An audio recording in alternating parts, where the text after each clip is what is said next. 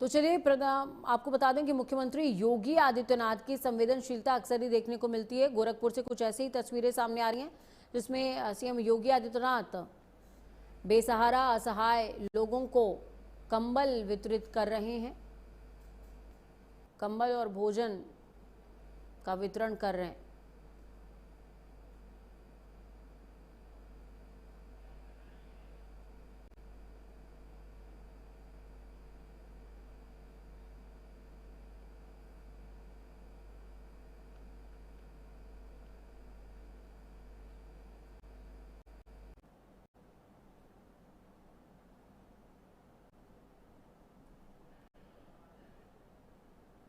रैन बसेरों में लोगों को कंबल और भोजन दोनों ही बांटा जा रहा है।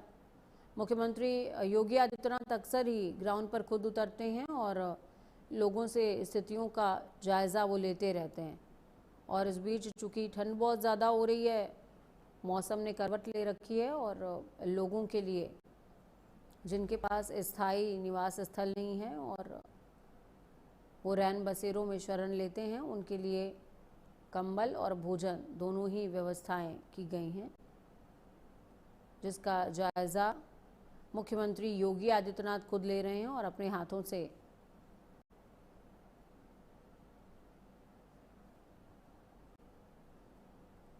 भोजन और कंबल देने का काम कर रहे हैं।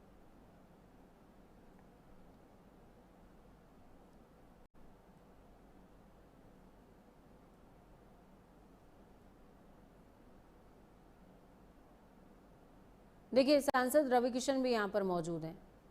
रवि किशन सभी को रैन बसेरों में खुद पहुंचे हैं और कंबल और भोजन देते हुए नजर आ रहे हैं, साथ में मुख्यमंत्री भी हैं।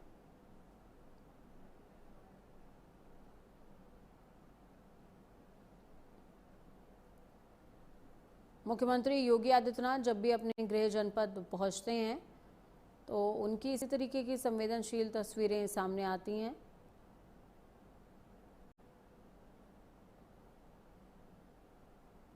छोटे बच्चे अगर वहाँ पर मौजूद हैं तो उनके लिए भी विशेष प्रबंधन है, वो खेले कूदें, अपना स्वावलंबन करें। छोटे बच्चों को देखिए किस तरीके से खेल खिलौने भी देने का काम योगी आदित्यनाथ करते हुए।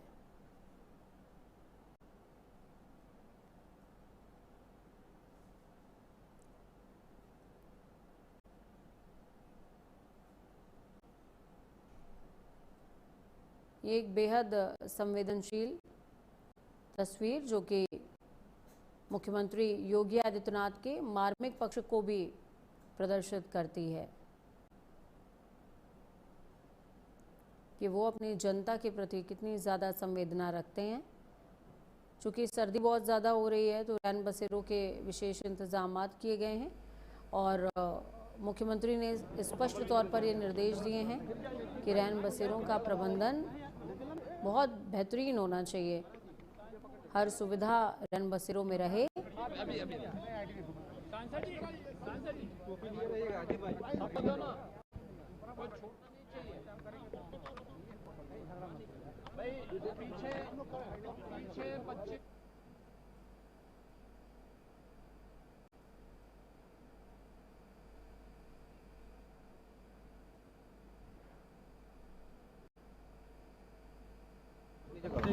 नीचे करो, नीचे नीचे और नीचे करो, पकड़ लो भाई इनका, नीचे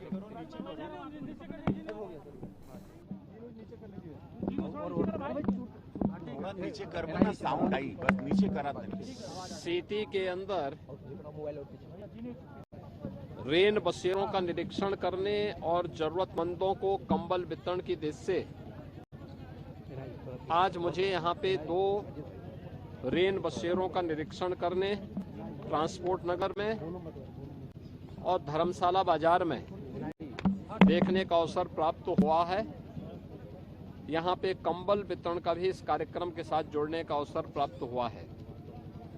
वर्तमान में भीषण शीतलहरी उत्तर भारत में पड़ रही है। भीषण शीतलहरी में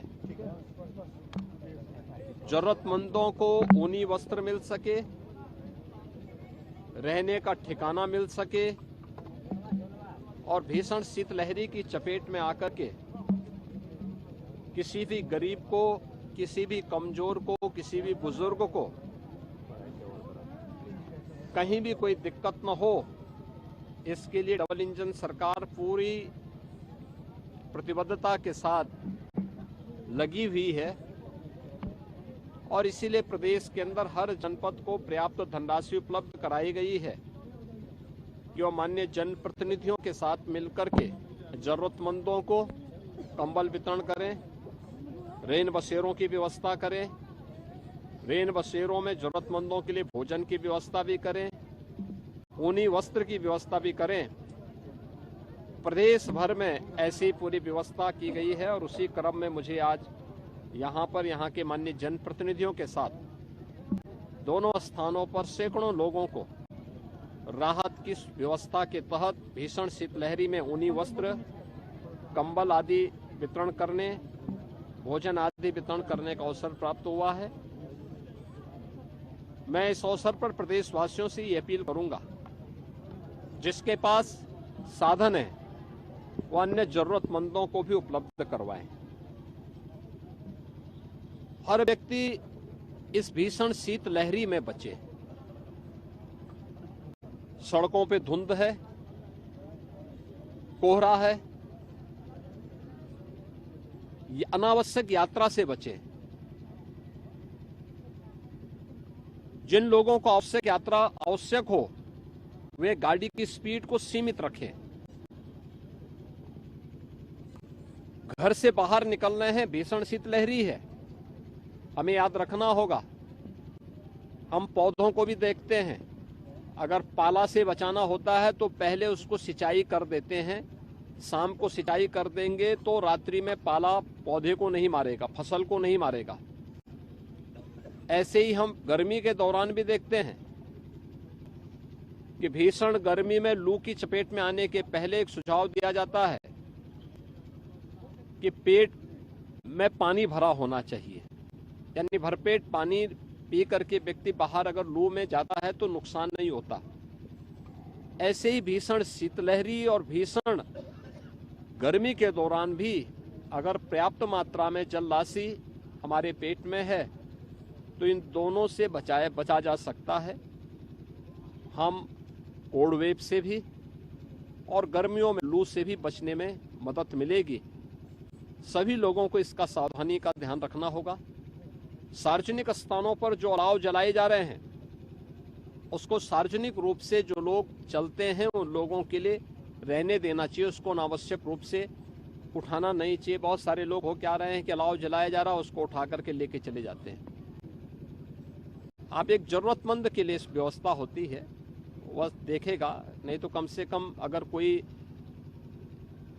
सामान्य पशु है उसके लिए भी उपयोगी हो सकता है।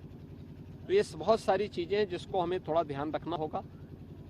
सभी लोग सुरक्षित रहें, सावधानी बरतें, शासन की व्यवस्था का लाभ भी लें, यही मेरी कामना है। और इसी दृष्टि से मुझे आज यहाँ पे 2 केंद्रों का निरीक्षण करने का अवसर भी प्राप्त। महाराज जी, यूपी में स्कूलों के लिए क्या कहेंगे? अभी आपका आदेश आया कि स्कूल कॉलेजेस में ठंड से बचने के लिए स्थानीय स्तर पर जिलाधिकारियों को कहा गया कि जहाँ भी इस प्रकार की स्थिति है वहाँ पे विद्यालयों को बंद करें और छुट्टी घोषित करें और बहुत आवश्यक है तो वर्चुअल माध्यम से बच्चों की पढ़ाई शुरू करें।